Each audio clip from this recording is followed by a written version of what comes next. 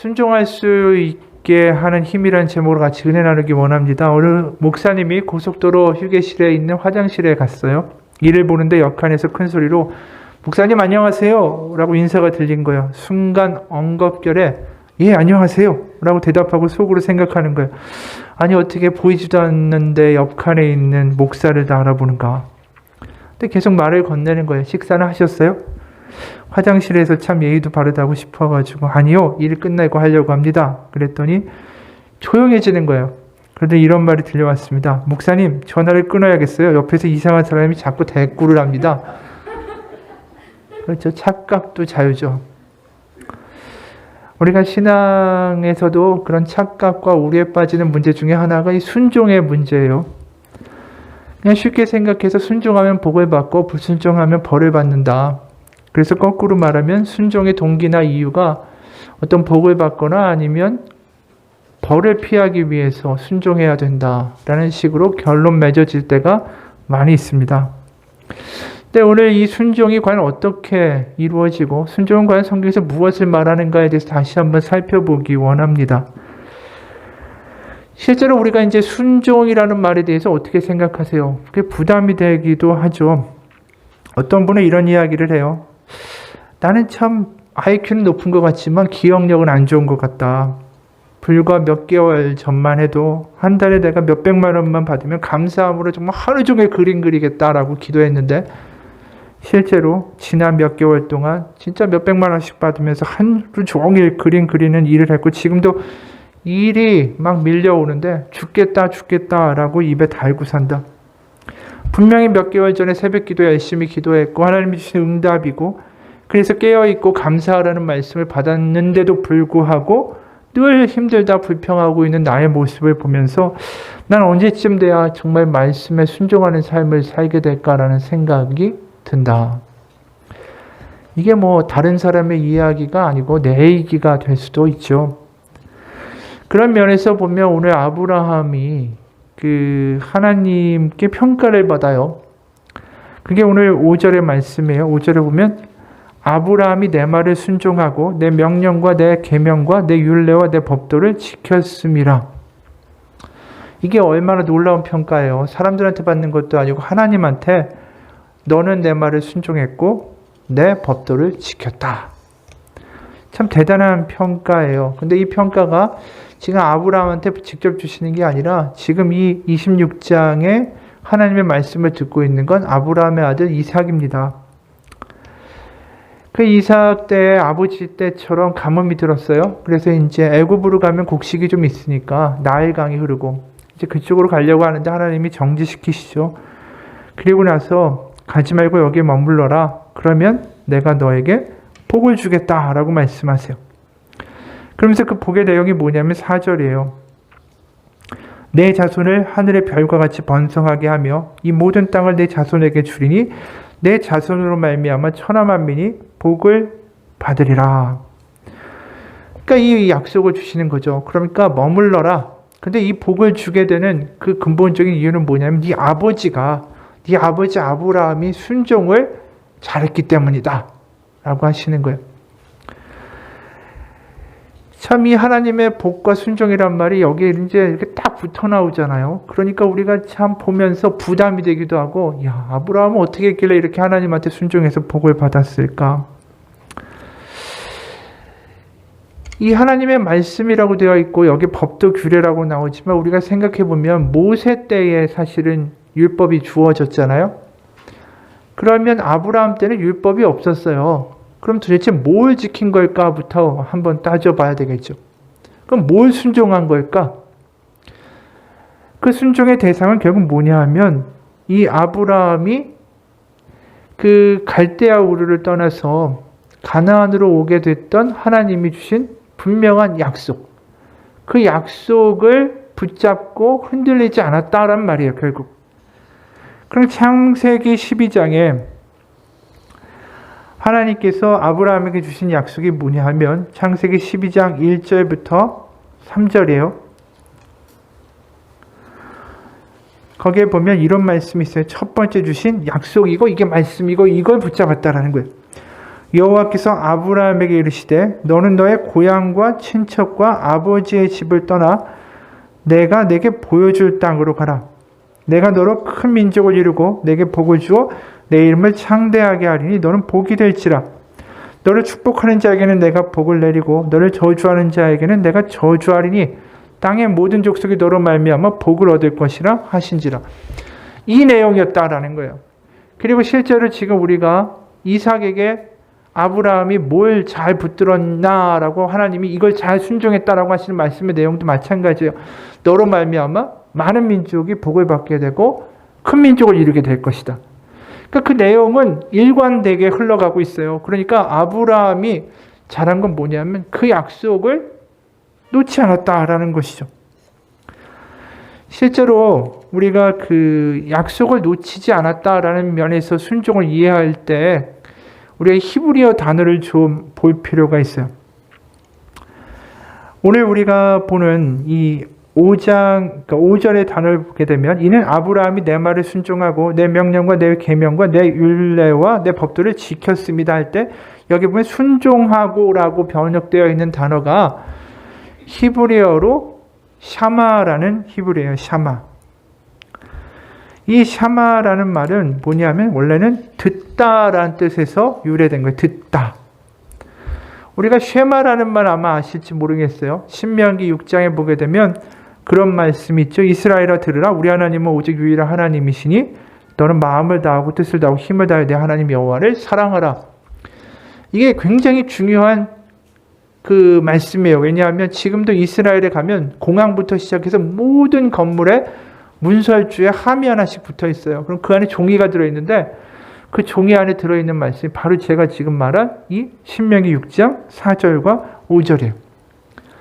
그걸 쉐마라고 불러요. 왜 쉐마라고 하냐면 아까 읽어드렸죠. 이스라엘아 들으라. 우리 하나님 여호와는 오직 유일한 하나님이시니 그를 사랑하라. 이렇게 나올 때 이스라엘아 들으라. 히브리어는 맨 앞에 이 4절의 처음 머리가 뭐냐면 들으라 이 단어로 나와요. 들으라가 뭐냐면 쉐마예요. 쉐마. 아까 샤마가 듣다라고 그랬잖아요. 샤마, 쉐마. 뭔가 비슷하죠? 샤마는 듣다고 쉐마는 들으라라는 이 명령형인 거예요. 그러니까 이 샤마, 순종하다라는 뜻이 듣다라는 거라는 것이죠. 그러니까 이 히브리어에서 보게 되면 성경적으로 듣는 것이 순종하는 거예요. 결국. 들려지면 순종하게 되는 게 당연한 거예요. 히브리 사람들, 유대인들의 사고에서는. 거꾸로 말하면 순종하지 않는 건 들려지지 않기 때문이다라는 거죠. 그럼 도대체 듣는다하고 순종한다는 건 무슨 관계가 있나? 그리고 또 아브라함이 그 갈대아우르에서 들었던 그 약속을 끝까지 붙들고 있었다라는 그것과 순종과 듣는다. 이게 도대체 무슨 관계인가? 좀 복잡하죠. 근데 여기서 한 가지 이야기를 할 수 있는 건 뭐냐면 우리는 지금 많은 경우에 책을 보잖아요. 글을 보고 우리가 핸드폰으로 성경도 보고. 근데 고대에는 그런 기록을 할 수 있는 종이가 없었어요. 양피지에 쓰는 게 다였는데 양피지도 비쌌잖아요. 그러니까 가난한 사람들이나 일반적인 사람들이 글도 모르고 양피지도 없고 그럼 도대체 하나님의 말씀을 듣고 전달하고 어떻게 했을까? 다 외웠다라는 거예요. 다 암송하고 그것을 기억했다가 나중에 후대에 가서 기록이 된 거죠. 그게. 그래서 모세 때에도 마찬가지였어요. 모세가 광야에서 선포했는데 그게 어떻게 다 글로 남아있겠어요.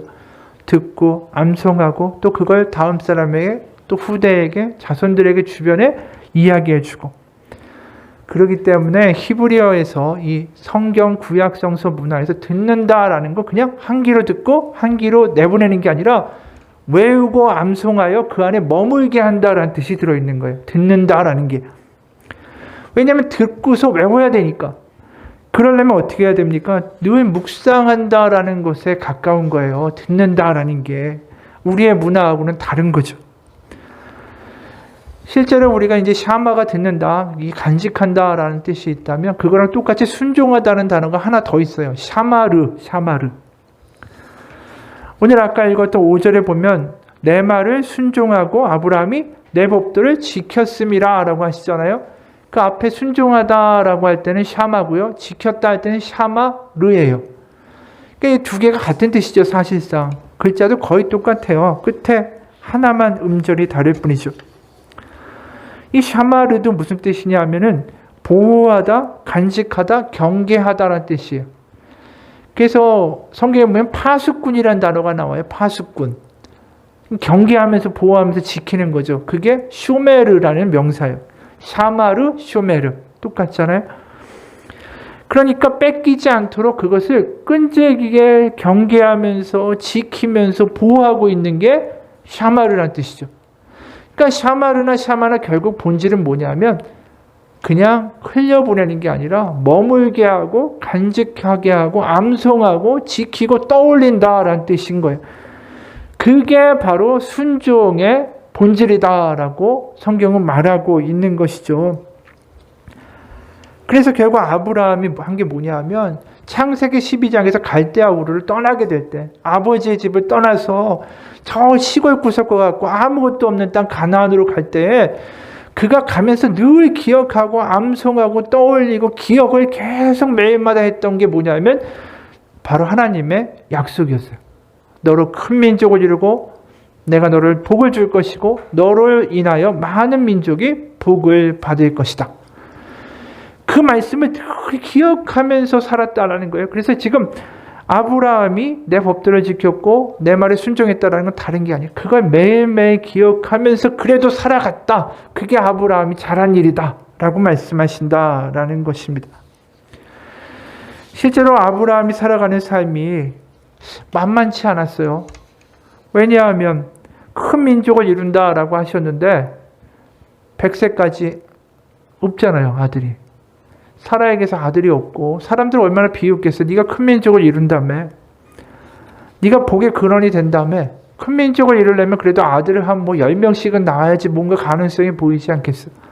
100세까지 이거 아들 낳을까 말까. 이거 가능성도 안 보이는데.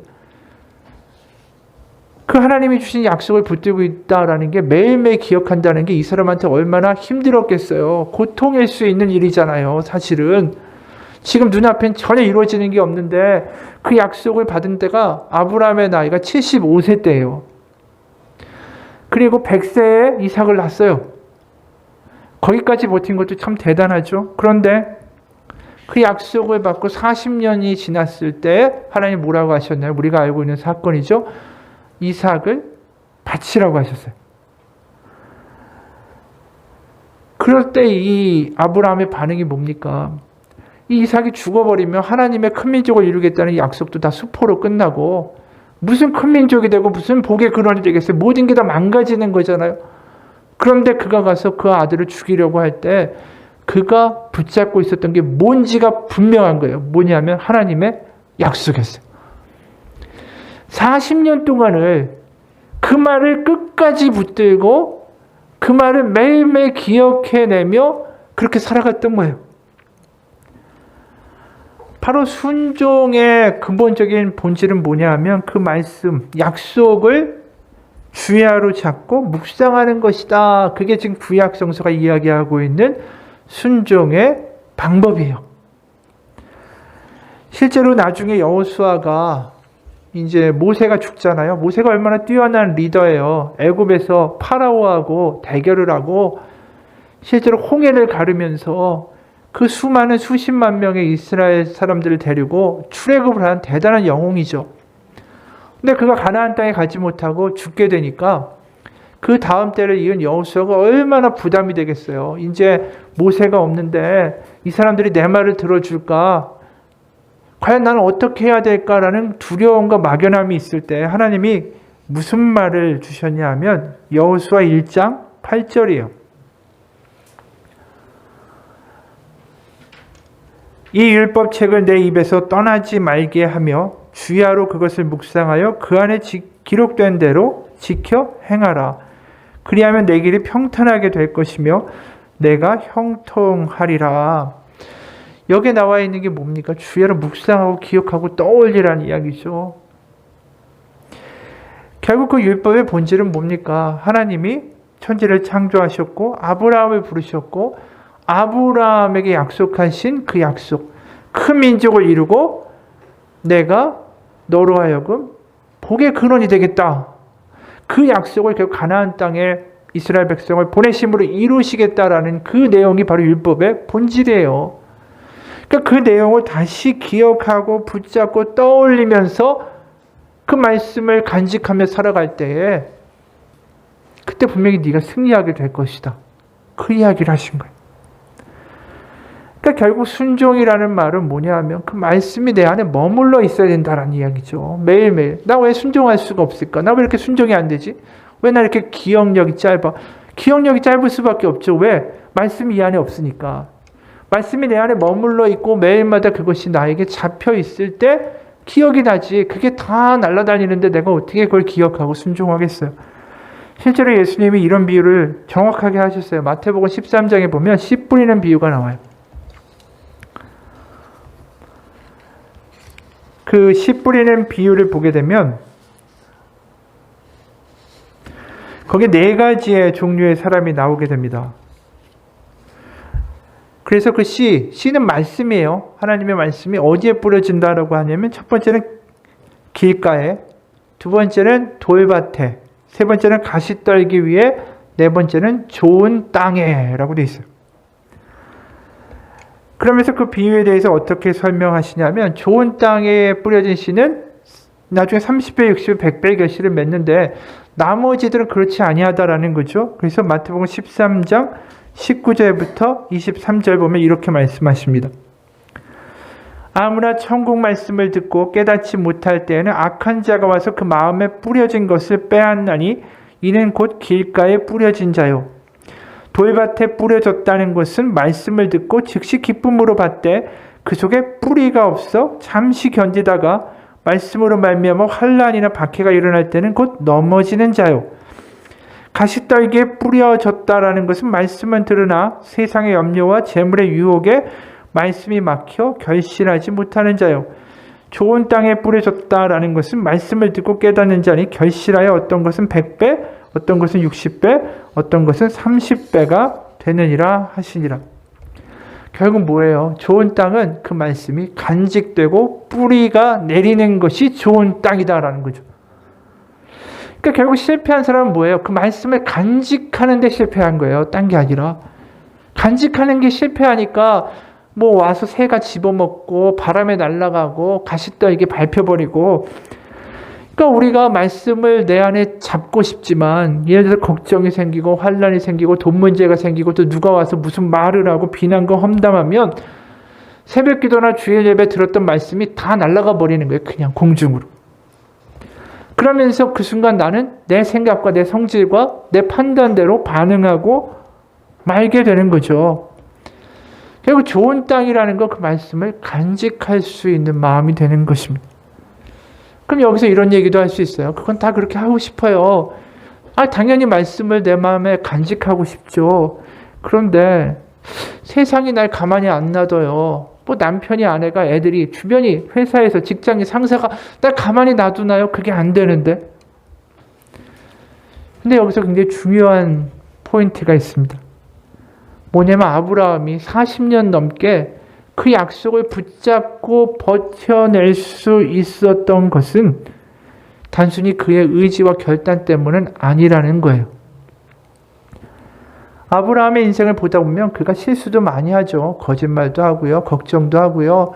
뭐 이삭이라는 약속이 있지만 이스마엘이라는 아들을 두기도 하고 그리고 여러 가지 실수들을 저질러요. 그런데 그럴 때마다 하나님이 너는 내 말에 순종하라고 약속 어기고 하갈을 통해서 다른 아들을 낳고 그러니까 너는 나에게 혼나야 된다. 이렇게 반응하시는 분이 아니었다라는 거예요. 그의 실수에도 불구하고 그의 허물에도 불구하고 그가 넘어질 때마다 그를 다시 이끌어 주시면서 뭘 하셨냐면 약속을 계속해서 다시 일깨워 주셨어요. 그러니까 아브라함의 의지나 결단이 중요한 게 아니라 우리가 성경을 보다 보면 그가 순종할 수 있게 된 것은 하나님의 그 말씀을 계속해서 일깨워 주시고 계시기 때문이다라는 거예요. 그래서 창세기 12장에서 우리가 하나님의 약속이 있었잖아요. 그러고 나서 나중에 뭐 22장으로 끝나는 게 아니에요. 그 똑같은 약속들이 몇 번이나 반복되는가. 창세기 12장에 있던 그 약속은 15장에 또 나와요. 15장에 있다가 17장에 또 나오고 22장에 또 나오고 오늘 읽었던 26장에 또 나오는 거예요. 그러니까 이 똑같은 말씀이 뭐 이렇게 반복돼? 뭐 똑같은 얘기 또 하고 또 하고 또 할까가 아니라 그가 삶의 위기와 환경 가운데 흔들릴 때마다 하나님이 계속해서 그 말씀을 일깨워 주심으로 그 말씀이 그에게 뿌리 내릴 수 있도록 인도하셨다라는 거예요. 바로 그분의 끈기와 사랑과 긍휼과 함께 하심이 그로 하여금 그 말씀을 간직할 수 있도록 인도하셨다라는 거예요. 우리가 예수님도 마찬가지예요. 예수님이 좋은 땅, 뭐 돌밭, 가시떨기, 뭐 길가 이런 이야기 하시지만 결국 하나님이 그 아들을 통해서 우리 가운데 하나님의 말씀을 주실 때 그 씨를 뿌리실 때 그냥 뿌리시지 않았죠. 어떻게 뿌렸습니까? 바로 예수 그리스도의 십자가의 죽음과 그의 피로 우리 가운데 그 말씀을 주신 거예요. 그 씨를 뿌리기 위해서 겟세마네에서 땀이 핏방울같이 되면서 기도하시고 십자가에서 목마르다 하면서 그 고통 가운데 버티신 거 아니에요. 그 말씀을 우리 가운데 주시려고. 다시 말해서 하나님의 말씀이 우리 가운데 간직되는 건 우리의 단순한 의지나 결단으로 되는 게 아니라 하나님의 사랑 때문이에요.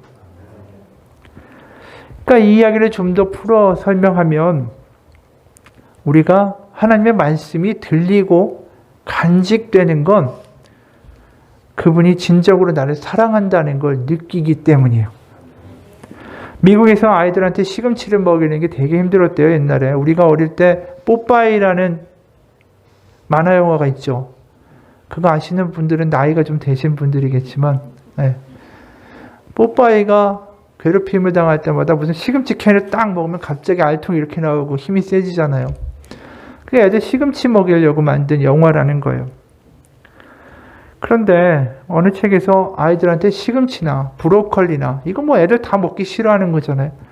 그걸 먹일 수 있는 방법은 먹이기 전에 엄마가 아이한테 내가 널 얼마나 사랑하는지를 느끼게 해줘야 된다라고 했어요. 그러니까 엄마가 널 이 맛없는 걸 먹이려고 하는 건 내가 널 너무 사랑하기 때문이야 라는 걸 그 아이가 느끼게 되면 맛이 없고 먹기 싫지만 먹는다라는 거예요.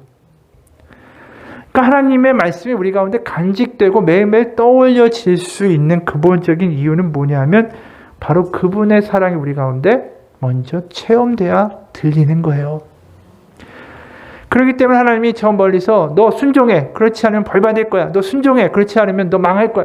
그리고 순종 못할 때마다 내가 너 한 대씩 때릴게. 이게 아니라 조종하고 군림하시는 분이 아니라 우리에게 순종을 이루시는 방법을 어떻게 하셨냐면 예수 그리스도가 십자가에 못 박혀 죽으심으로 우리 가운데 오심으로 우리 가운데 내가 널 이렇게 사랑해라는 걸 알게 하심으로 사랑하는 내가 너에게 하는 말을 들어주겠니라고 말씀하신다라는 거예요.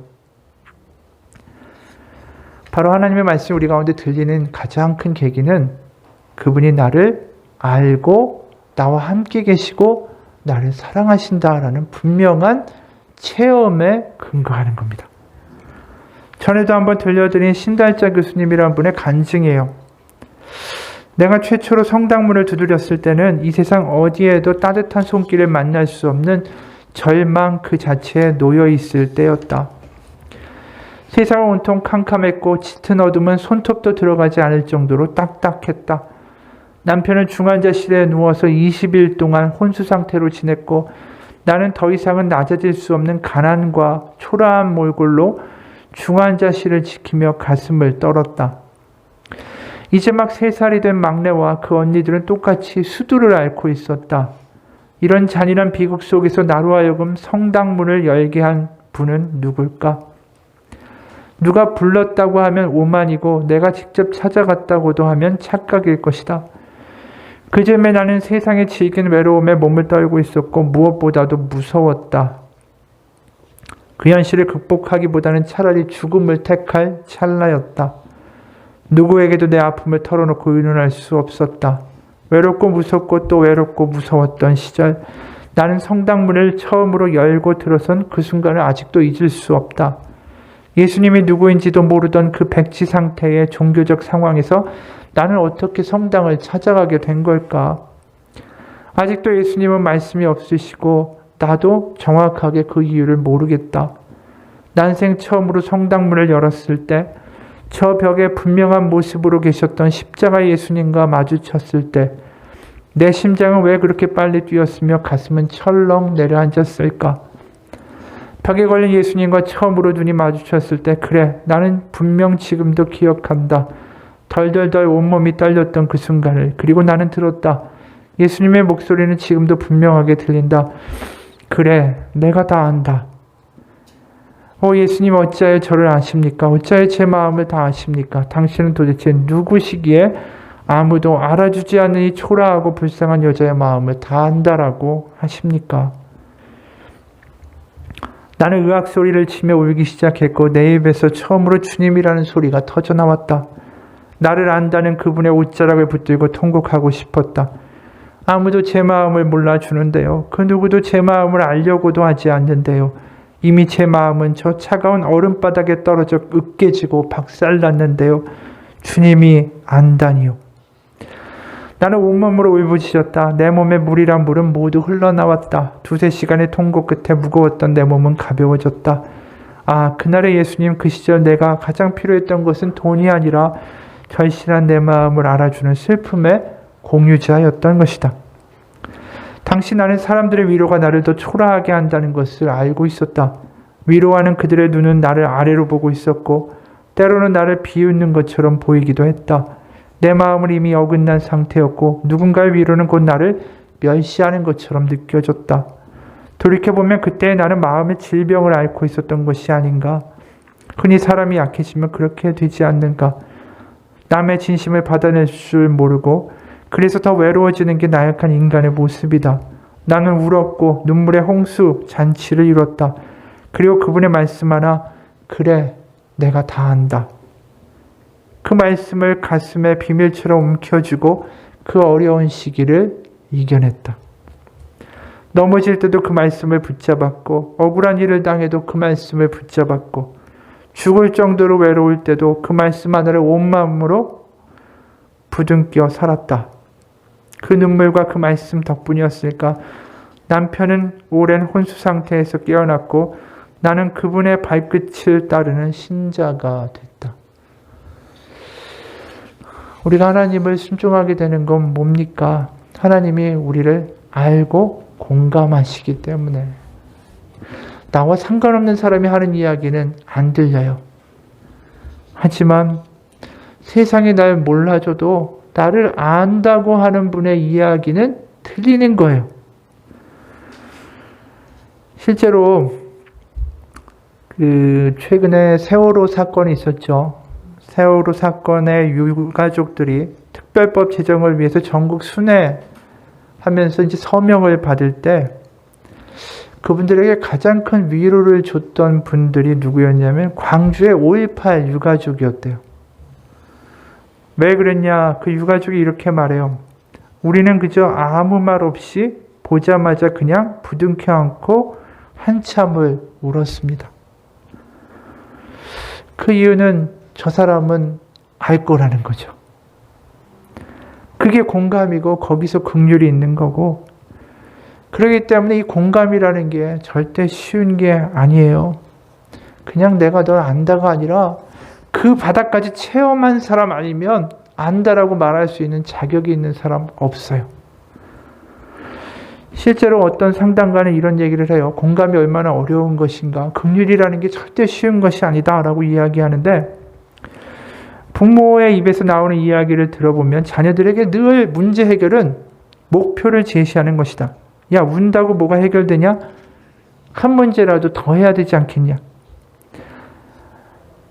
남편이 아픈 아내한테 시어머니가 이런다라는 거예요. 야, 그래도 밥은 먹어야지. 너라도 잘못되면 큰애랑 아버면 어떻게 하냐?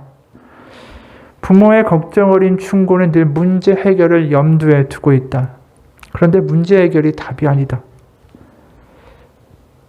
그리고 또 다른 실수, 가장 많이 하는 실수는 공감하지 않고 그냥 동감하는 것이다. 동감. 공감이 아니라 같다라는 거죠. 동감. 동감이 가진 특징은 자신이 상대방의 속마음을 다 알고 있다라는 착각을 전제로 한다. 야, 많이 힘들겠다. 나도 그랬어. 나도 어릴 때 수학 싫어했거든. 그래서 네 느낌 알 것 같아. 이렇게 그냥 아는 척하는 동감. 그것은 공감이 아니라는 거죠. 엄마가 알긴 뭘 알아. 결국 반감밖에 사지 않는다라는 거예요. 진정한 공감이라는 것은 판단도 하지 않고 상대방의 그 마음의 웅덩이에, 그 고통의 자리에 서서히 발을 딛고 머물러 주는 것이다. 실제로 이 공감이라는 단어가 compassion이죠. 공감, 또 긍휼. 긍휼이라는 단어 compassion이에요. com은 뭐죠? 함께라는 뜻이죠. company처럼 영어의 접두사고, passion은 고난, 순환, 어려움이라는 뜻이에요.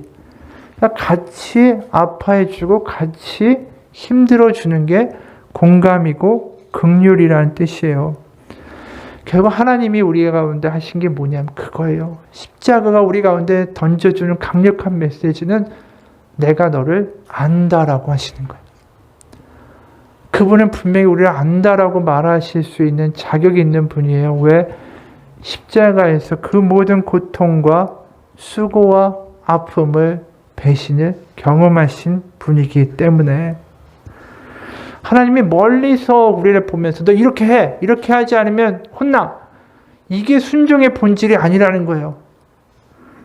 만약에 그게 순종의 본질이면 하나님이 왜 예수 그리스도를 십자가에 못 박아 죽게 하셨겠어요? 우리를 공감하시고 우리의 눈물과 우리의 삶의 어려움과 우리의 삶의 모든 것들을 다 아시기 때문에 그분이 우리 가운데 오셔서 말씀하시는 게 들리는 거예요.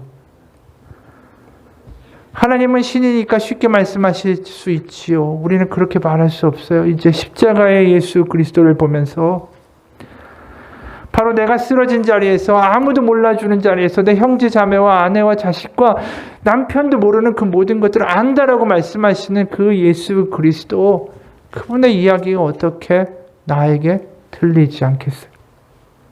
그게 바로 순종의 힘이라는 거예요. 그래서 우리가 그 말씀이 간직되는 거고요. 그 말씀을 가지고 그래도 버텨갈 수 있는 힘이 되는 거예요. 나를 아는 분이 말하기 때문에. 박근호 작가라는 분이 이런 글을 썼어요. 내가 20살이 되던 해에 나의 또 다른 이름은 보호자였다. 아버지와 단둘이 살고 있던 나는 아버지가 아프기 시작하면서 자연스럽게 보호자라고 불리게 되었다. 근데 처음에는 그러지 않으셨는데 병원 생활이 오랫동안 반복되면서 아버지는 진료에 점점 비협조적인 태도를 보이셨다. 그러다 어느 날 보호자님 잠깐 뵐게요. 간호사가 나를 불렀다. 그분을 따라가니 주사는 맞으셔야죠. 라는 간호사들의 말에 아버지가 너무나 자주 싫어 저리 가 라고 한다는 것이었다.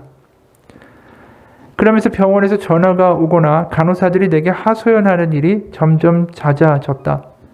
네네 정말 죄송합니다.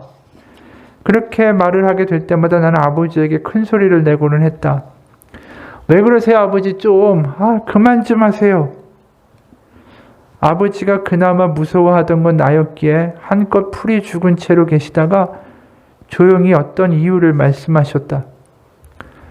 주사 맞는 게 너무 힘들어. 그 이유를 들어보면 아버지 나름의 사정이 있는 건 맞았지만 나는 그럴 때마다 항상 이렇게 대답했다. 이해는 하는데 아버지 그러면 안 되지. 그래도 빨리 나으려면. 그러다가 도저히 아버지가 감당이 되지 않는 날이면 친구에게 하소연하기도 했다. 친구가 야, 너 아버지도 참 이렇게 말하는 맞장구를 들으면서 아버지는 저번에는 또 이렇게 하셨지라고 그렇게 하소연하고 고개를 절레절레 젓곤 했다. 이해는 하는데 아버지가 그러면 안 되지. 그 말 아버지가 돌아가신 지금에서야 생각하는 거지만 나는 과연 아버지를 위해서 그 말을 했던 것일까? 번듯한 취미 하나 없으신 아버지가 병원 침대에 누워서 느꼈을 허무와 권태와 고통을 조금이나마 이해했을까? 사람이 두통만 있어도 그렇게 예민해지는데 온몸이 아프셨던 아버지가 느꼈을 고통을 과연 내가 알 수 있었을까? 이제 자신에게 남은 건 희망이 아니라 천천히 죽어가는 일뿐이라는 걸 느꼈을 사람의 기분을 내가 알 수 있었을까? 아버지를 이해한다라고 했지만 사실 내가 이해했던 건 병원 사람들이었다. 저희 아버지 때문에 고생 많으시죠? 바쁜 와중에 마음의 치료까지 바라는 건 환자의 욕심일지도 모른다는 생각으로 오히려 병원 사람들을 더 이해했다. 협조적이지 않았던 아버지의 태도를 간호사님께 대신 사과하고 차라리 아버지의 이야기를 들어줬더라면 어떻게 됐을까? 아버지가 나에게라도 무언가 털어내고는 병원에서 조금은 웃었을까? 나만이라도 아버지 편을 들어주지 못한 걸 지금까지 후회하고 있다. 그날 이후로 누군가의 말에 대해 이해는 하는데라고 난 절대로 이야기하지 않는다. 그렇게 말한다는 건 사실 아무것도 이해하지 못했다라는 걸 말하는 것뿐이기 때문이다. 정말로 이해했다면 화를 내는 대신에 괜찮다라고 말해줬을 텐데, 정말 이해했다면 안아주거나 옆에 가만히 앉아 고개를 끄덕였을 텐데, 이게 이 아들의 후회예요. 공감이라는 것이 바로 이겁니다. 이해를 하는 게 아니에요. 하나님이 저기서 그래 나도 이해하는데 그거는 모른다고 하는 이야기하고 똑같아요.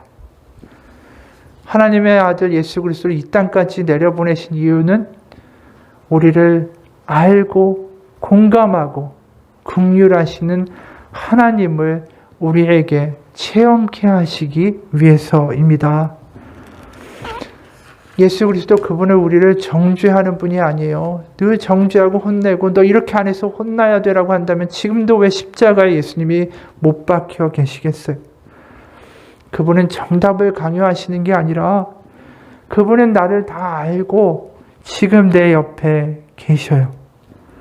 십자가에서 모든 것을 경험하신 그분이 나와 함께 머물러 주시고 나의 눈물과 나의 힘든 것과 나의 짐과 나의 상황과 나의 모든 것들을 다 안다고 하시며 나를 안아주시는 분이 예수 그리스도예요.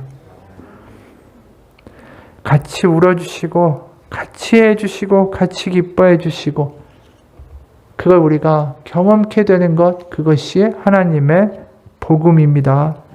하나님이 사랑이시다라고 말씀하는 성경의 말씀은 그러게 절대로 쉽게 던져주는 말이 아니에요.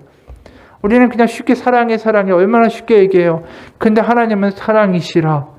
그 말 한마디에 담긴 무게가 얼마나 무거운지 몰라요. 바로 십자가로 하시는 말씀이기 때문에 그 공감하시고 나를 긍휼하시고 나를 아시는 하나님, 그 하나님이기 때문에 우리가 순종하고 그 말씀이 우리 가운데 들리고 그 말씀이 나를 향한 인도하시는 것이다라는 것이 느껴지는 거예요. 우리가 순종이 어렵다면 이유는 하나예요. 아직도 그분의 사랑과 긍휼을 절절히 느끼지 못하기 때문에. 다시 말하면 그분과 사랑에 빠지지 않았기 때문이죠. 요한복음 14장에 이런 말씀이 있어요. 요한복음 14장 15절.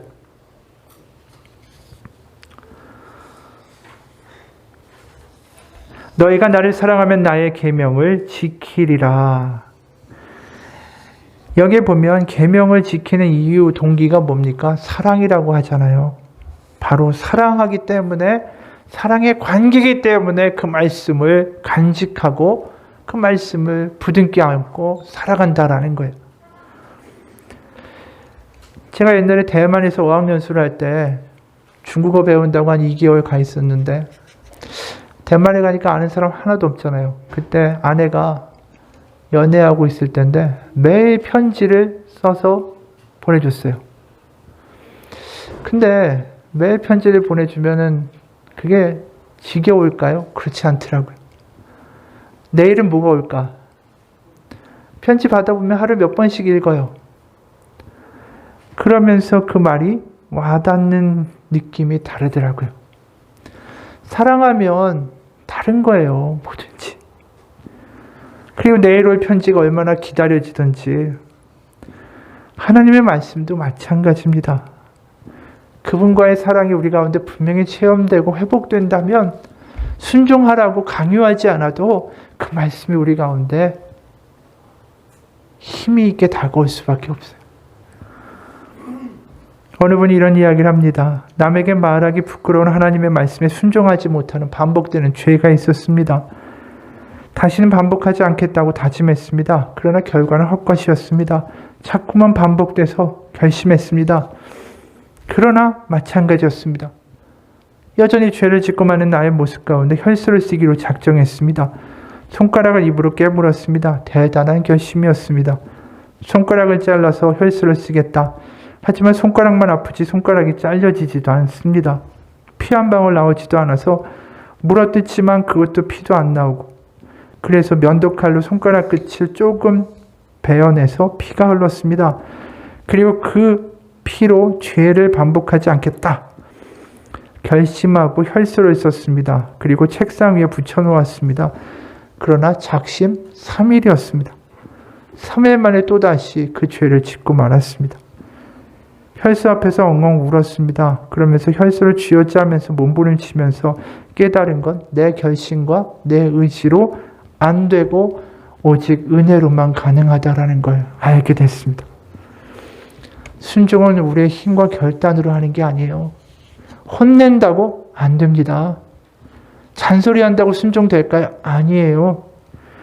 바로 그분이 나를 아시고 나와 함께 하시고 나의 아픔과 어두움과 통곡과 그 질고의 자리에 함께 하신다라는 그 체험과 감동이 우리를 순종하게 하는 거예요. 우리가 다시 한번 돌아보기 원합니다. 내게 하나님에 대한 감동과 감격이 있는가? 내가 찬양을 들어서 찬양을 부르며 내 마음 가운데 눈물이 있고 감격이 있던 날들이 내 삶에서 사라지고 있는 것은 아닌가? 순종하는 것보다 그 사랑을 회복하십시오. 믿음은 감동에서 시작합니다. 성령의 역사는 그 뜨거움에서 시작하는 거예요. 우리가 다시 감동하기 원하고요. 그 사랑 안에 거하기 원하고 그 사랑이 뭔지 알게 될 때 그 우리에게 주신 하나님의 그 말씀이 나를 이 어둠에서 이끌어내리라. 나를 이 슬픔에서 건져내리라. 왜? 그분이 나를 다 알기 때문이다. 그 분명한 믿음과 체험 가지고 사시는 삶 되시기를 주님의 이름으로 축원합니다. 기도하겠습니다. 하나님 아버지, 우리가 살아가는 삶이 그냥 사라지는 삶이 되지 않기 원합니다.